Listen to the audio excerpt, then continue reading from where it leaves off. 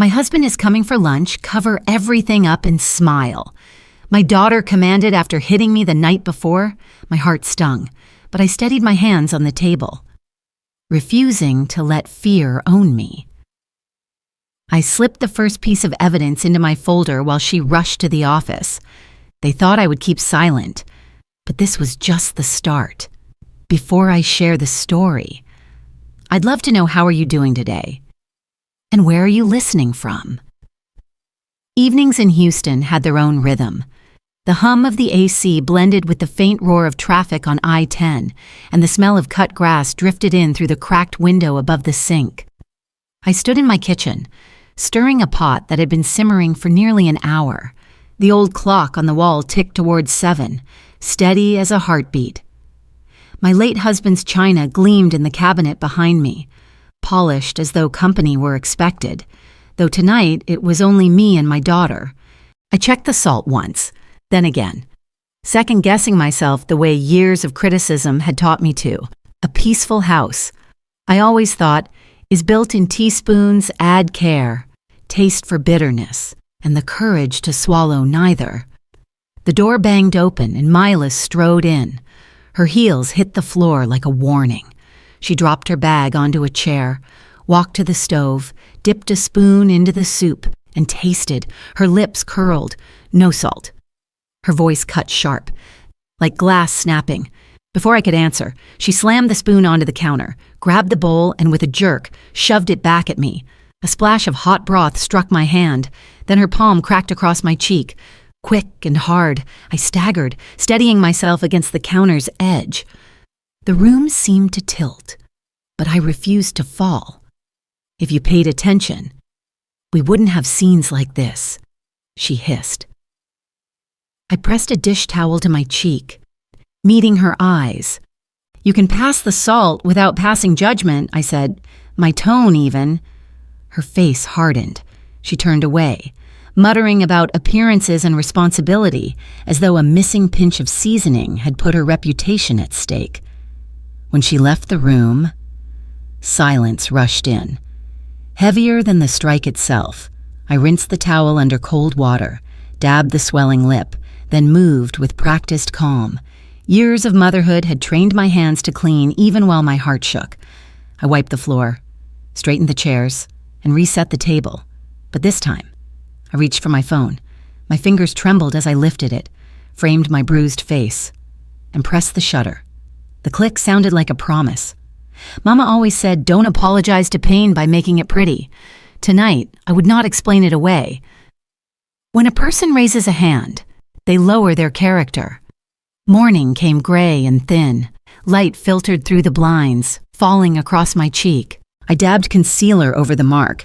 Though the bruise beneath still showed, the mirror revealed not only the injury but also the steel in my gaze. She appeared in the doorway, hair smoothed, dress crisp, her voice clipped. Dorian's coming for lunch. Cover it up. Smile. I set the makeup brush down. I won't lie, I told her quietly. Her step closer was measured, a threat in silk. Smiles are what people believe, I held her stare, refusing to flinch. They're not evidence. Her lips pressed tight, but she said nothing more. Instead, she turned to adjust the tablecloth, folding napkins with the precision of a stage manager preparing for an audience. I moved around her, preparing lunch components methodically, slipping receipts and notes into my apron pocket. The oven door reflected my face back to me steadier than I felt. In silence, I mouthed the words, "No more erasing?" The clock on the wall ticked louder as tires crunched on the driveway outside.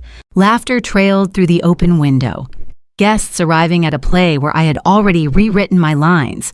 The knock at the door came just as the clock struck 11:30. I steadied myself, smoothed the apron at my waist, and opened it. Dorian stepped in first, courteous as ever, with a smile that seemed to belong to a different world than the one I'd been living in. Traffic on I-10 was a bear, he said lightly, brushing his shoes on the mat behind him. Maylis moved with a scent of sharp office perfume, 2 paces behind but directing everything with her eyes. I caught the way sunlight slanted across the entry hall, touching the faint line where my concealer wore thin. I had folded a towel over the chair to hide last night's stain, and I prayed it would not shift. I pulled my shoulders back and greeted them evenly. Welcome. The table's set.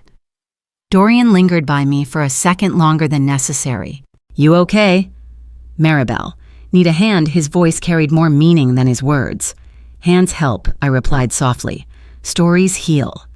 He studied me, then nodded, letting the phrase rest between us. In a polite house. Truth doesn't knock. It waits by the mat until someone brave opens the door. We moved into the kitchen. As I bent to shift a dish, the heat lifted the thin layer of makeup. I felt it before I saw it, the telltale pull of skin. Dorian's gaze flickered, half a second too long, before he pivoted to pick up a glass and mask his concern. Mom, napkins, please, Malis ordered crisply, her eyes slicing over me. I registered the warning, but only filed it away. My hand brushed the cool handle of a spoon. I took a sip of water, listening to the oven clock tick steadily toward noon. Some mirrors tell on us, I murmured under my breath as I passed Dorian. He leaned slightly closer. Some folks try to break the mirrors first. His words were low, but they anchored me. Makeup can lift a color, but character sets the shade. I seated them carefully, Dorian facing the window. Miley's with her back to the kitchen, me at the side, practical, deliberate. The china clinked, iced tea sweated into coasters, and Grace was absent, though silence hung like it might arrive. Milas filled the air with stories of her office, polishing herself with each sentence. She referred to me not as mother, but as helpful, sanding her words smooth so no edge could be blamed later. I chose restraint. I asked small, steady questions, dark or light roast later, keeping dignity in calm tones. Dorian tested the air. Maribel's soup has a way of fixing a day, he said lightly. I met his gaze, held it a moment, then served without apology. A table is where power sits down, pretending to be company.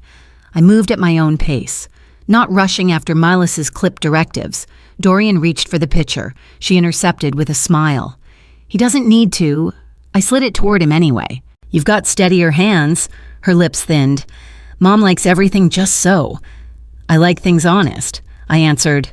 Honest tastes better, Dorian added, his tone neutral but weighted. When I laid down the salad, my hand trembled faintly. Dorian rose. Let me... She's fine, Melis snapped. I'm capable, I said simply, steadying my stance. Control is loud. Integrity is the chair that doesn't scrape. By dessert, the room carried a quiet tension. I excused myself to rinse my hands. In the oven door's reflection, my eyes met my own steady. Sharper than yesterday. Milas's phone buzzed sharply on the table. Her face flickered, and in that crack I saw the mask slip. You can't fix a false picture. You can only take a clearer one. After lunch. The clinking of plates faded, leaving a silence that pressed harder than any sound. I carried the dishes to the sink, each movement steady and deliberate. The air felt heavier than the weight in my hands, as if the walls themselves were listening. The AC kicked on with a long sigh, filling the gaps no one dared speak into. Miley sat scrolling through her phone at the table, her posture carefully arranged into a picture of calm. But I saw the truth in the way her jaw tightened, the sharp swipes of her thumb, and the shallow rhythm of her breath. Dorian lingered half-standing, unsure whether to help me clear or stay anchored near her. His eyes flicked between us, quiet calculations in every glance. I noted the reflections in the oven door, the microwave surface. The habit had grown inside me, tracking what revealed me and what concealed me. My shoulder ached with every lift of a plate. I rotated it slowly, applying the first aid cream I had hidden in the drawer, refusing to dramatize the pain, but equally refusing to bury it. Silence after a noisy meal is where truth chooses a chair. At the sink. Dorian reached for a dish, but his phone lifted with his other hand. The sound was quiet, but unmistakable, a click, not meant for my ears. Yet I caught it and held still. I angled my face half to the side, letting the thin veil of makeup slip just enough. He didn't need to frame the bruise long. The proof was already there. We don't need photos, Melis snapped, her tone honeyed but sharp as wire. Documentation is not disrespect, I said, keeping my voice level. For the record, Dorian murmured, low but firm. The room shifted by inches, roles changing like chairs scraping across the floor. Witness, subject, and controller, for the first time. It wasn't only my word against hers. When facts enter the room, opinions stand a little straighter. I laid folded grocery receipts on the counter. Their ink still fresh.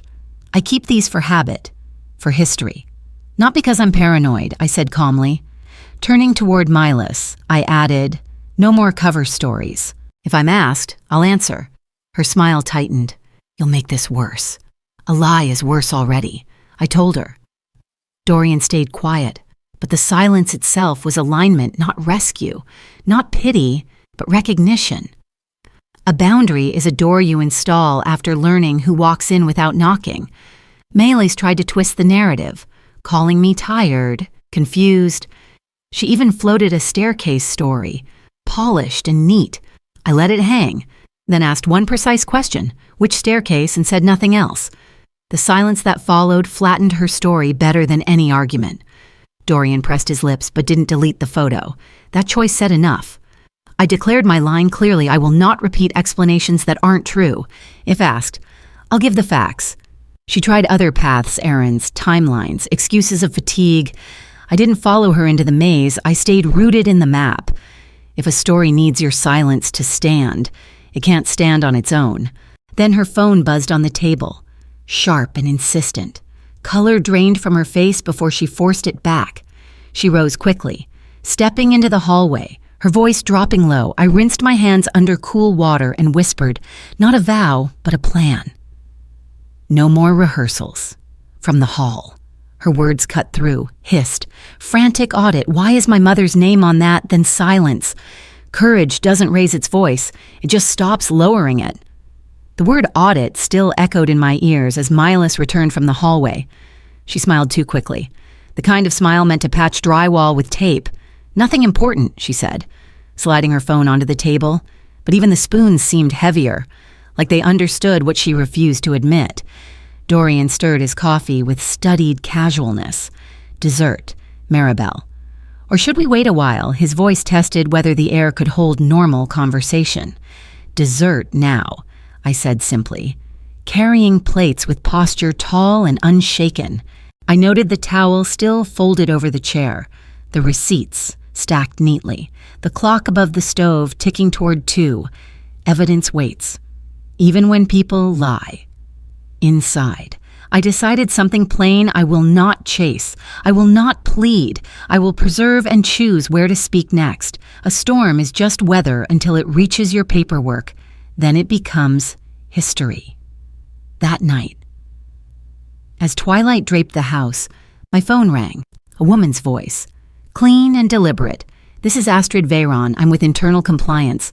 She spoke in careful measures, discrepancies, internal controls, vendor accounts linked to your name. I stepped into the laundry room for quiet, grocery pad in hand, writing her name in big letters. Why me, I asked. Because your name appears on transfers, she explained. Dates overlap with house expenses. It's important you clarify. I asked only practical questions. Who needs my statement? Which documents matter? What will keep the process clean? She told me the next steps, a time slot for an appointment, a list of what to bring, the reminder to state facts only. We agreed on the hour. Truth is at its strongest when it fits on a form. After the call, I set my plan like folding laundry. Receipts, timestamps, medication lists for the bruises, photos already taken. I practiced one sentence in the mirror. I am here to clarify transactions that used my name. Simple, exact. Dorian saw the list and said nothing. Respect doesn't always need words. I nodded back. That was enough. Maylis tried one more time with her staircase story, rehearsing it like a lullaby. I did not argue. I simply refused to repeat it. Silence can be a clean ledger line. Before bed, I laid out a modest suit and placed my phone on the charger. A plan is just courage with a schedule.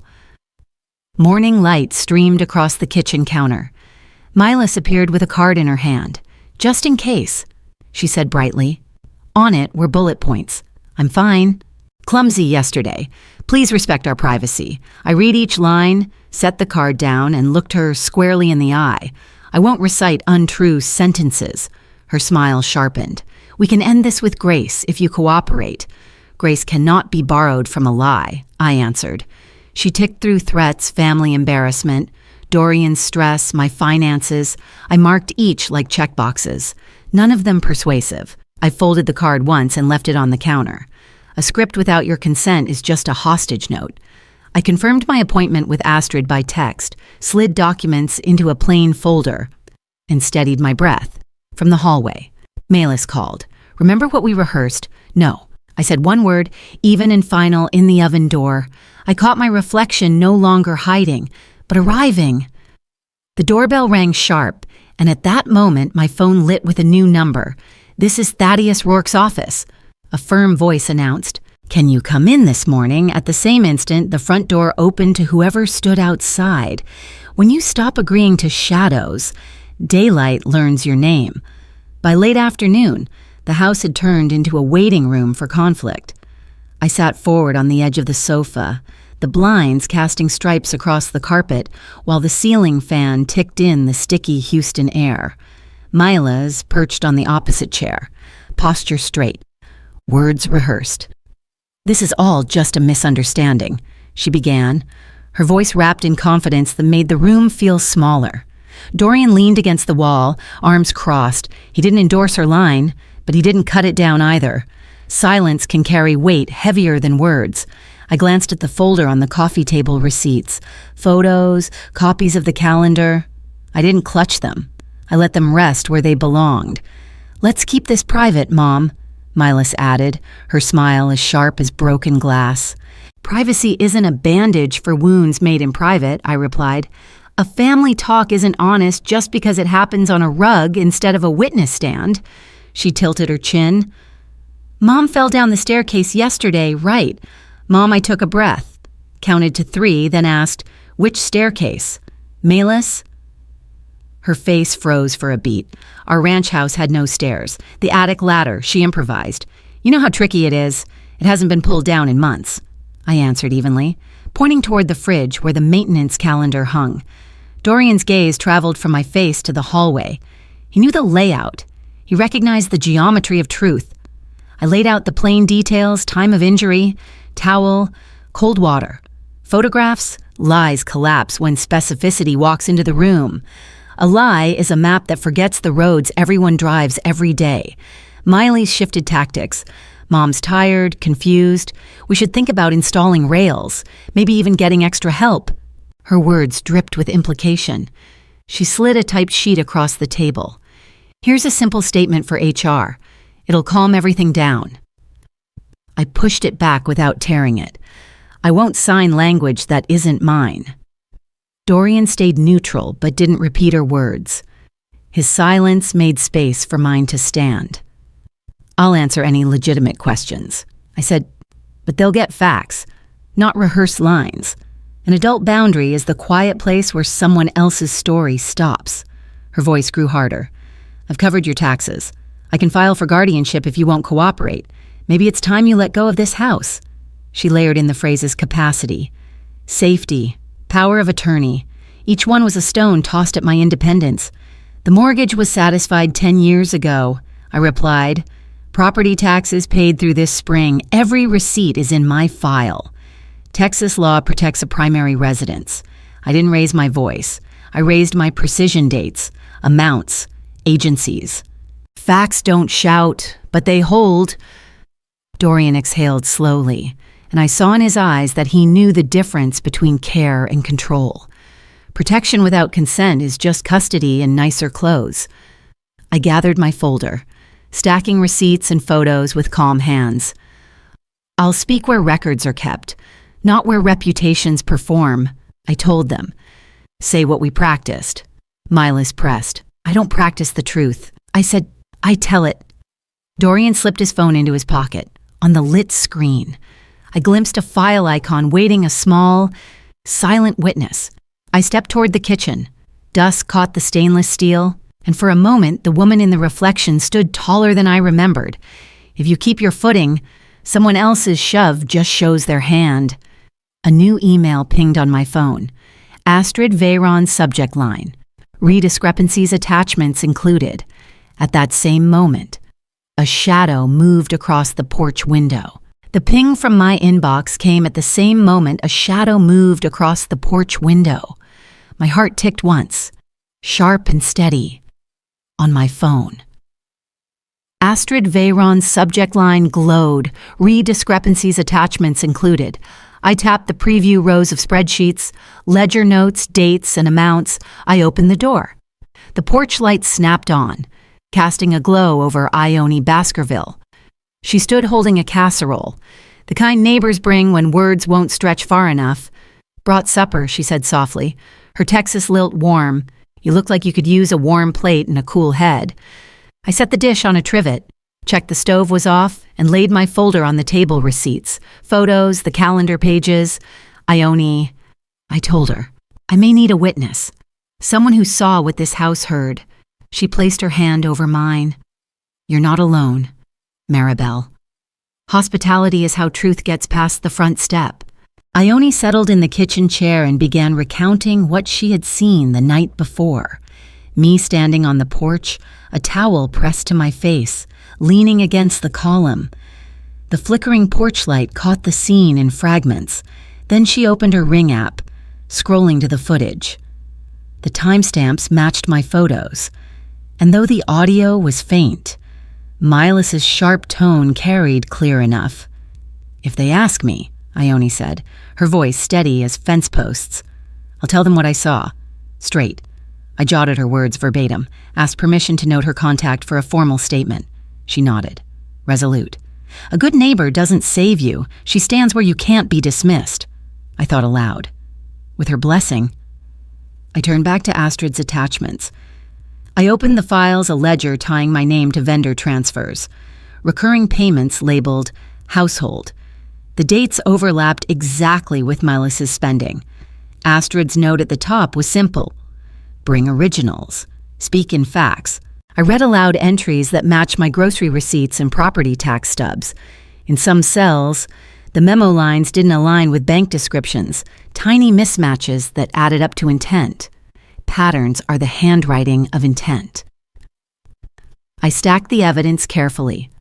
Folder photos, receipts, Dorian's discreet snapshot from days before, Ione's timestamps, each piece connected to the others, like threads weaving a net. By the time darkness settled, I printed Astrid's spreadsheets, clipped them by date, and added a cover page. Transactions using my name clarifications. My draft statement was only 3 sentences long: who I am, what I observed, and the records I hold. No embroidery, just nouns and numbers. "I can drive you," Ione offered gently. "If I can stand in my kitchen, I can stand in their room." I said, "Then I'll follow behind," she replied. I placed the casserole in the fridge. Small order in a night of legal arithmetic. Confidence is just practice that learned its manners. Later, I zipped the folder and laid tomorrow's outfit on the chair. My phone buzzed again. Astrid's assistant confirmed. "Please arrive 15 minutes early." I walked Ione to the porch. We stood where she'd once seen me cry. "We go where records live," I said, "and leave the pretending to those who need it." She answered, "Inside." The oven door showed me a reflection steadier than the day before. Clarity sleeps well. Then another buzz lit the screen, a message from Miley's change of plans. "Be ready to say exactly what I tell you at the office." I pressed the side button, letting the screen go black. At first light on day 4, I drove into downtown Houston with my folder zipped tight beside me. The glass towers glinted like fields of mirrors, catching the sunrise in angles too sharp to ignore. I parked, smoothed my jacket, and whispered my 3-line statement under my breath: who I am, what was used, and what I hold inside. The lobby smelled of coffee and printer toner. The security desk took my license, printed a badge, and waved me through the detector. My shoes clicked on the marble floor, each step part of a new record. I texted Ione arrived. Her reply came quick, standing by, a neighbor's kindness, small but steady. Astrid met me at the turnstiles, her blazer neat, steps clipped. "Conference room," she said. We entered a glass-walled room with a whiteboard and quiet hum of air vents. I placed my folder on the table, my phone screen down, and kept my hands steady. A strong room doesn't make you honest, bringing your own truth in does. I opened the folder. Receipts, photos, calendars, all lined like cards in a fair game. Astrid spread her printed ledgers beside them, the colors and columns forming a patchwork that told more than words could. Together we drew a timeline: charges, memos marked household, my grocery runs, the property tax stub. I explained the injury without drama time. Towel, cold water. I forwarded Astrid 2 audio clips I had saved. Milas's voice, sharp, rehearsed. Astrid asked about Dorian's photo. I texted him 1 line. Compliance may request your image. His answer was immediate. Understood? Page by page. We initialed the evidence. Astrid marked each with file codes, building a spine for the paper. Evidence is just memory with signatures. A compliance analyst joined by phone, tracing vendor IDs and routing paths. They circled line items where the memo said facility, but the card location was my corner grocery.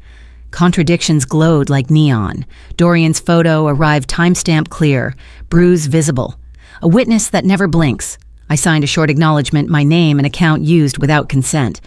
Astrid listed the next steps: report to legal, notify Thaddeus Rourke, possible HR interview. The gears of the system began to grind, and for once, they ground toward truth.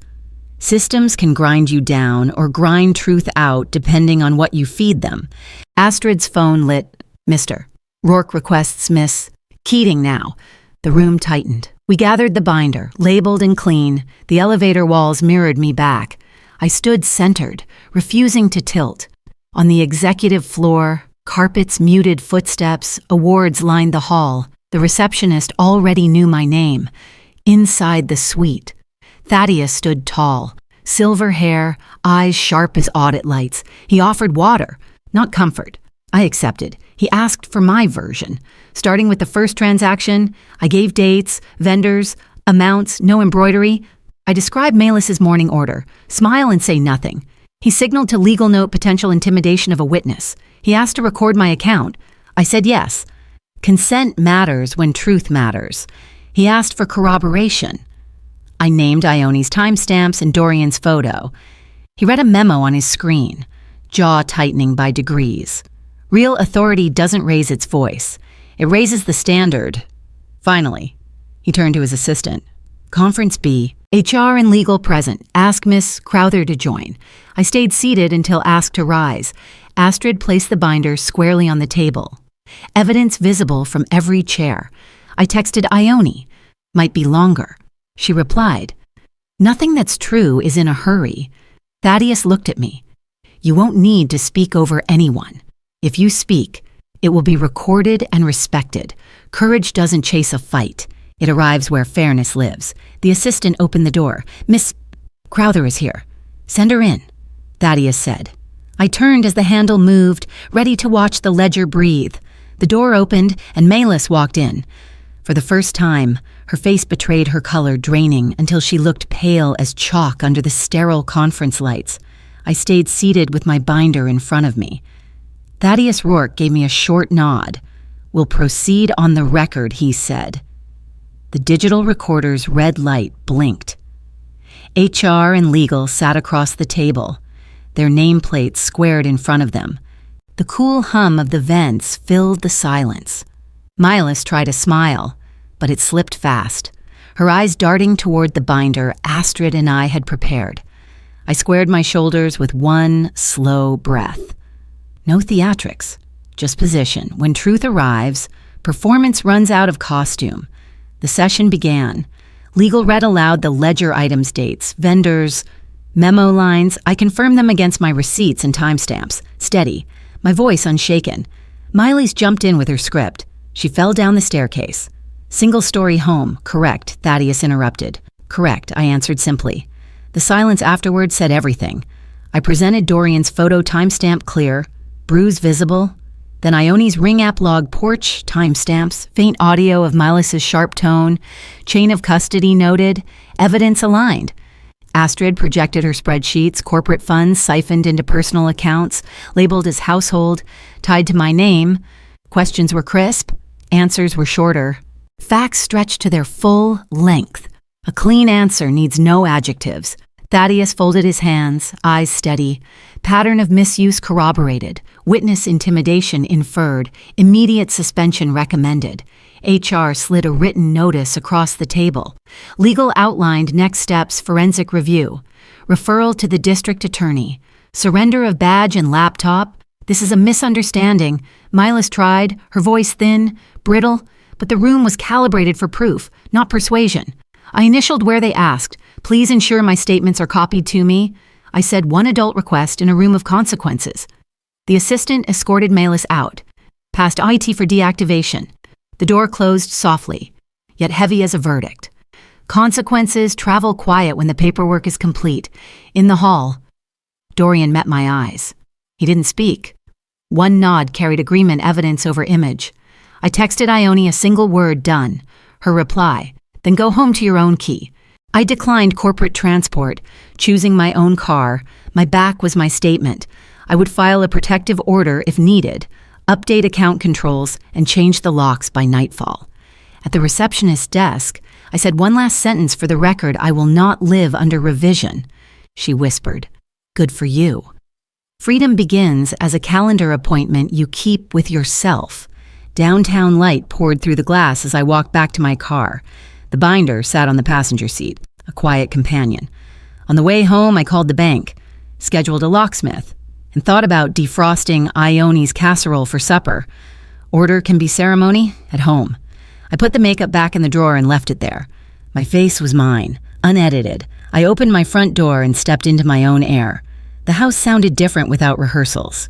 I will salt my soup and my life by my own hand, I said aloud. Dignity tastes best when you season it yourself. As dusk fell, an envelope slid under the door, legal notice, restitution discussion. My phone lit with an unknown number.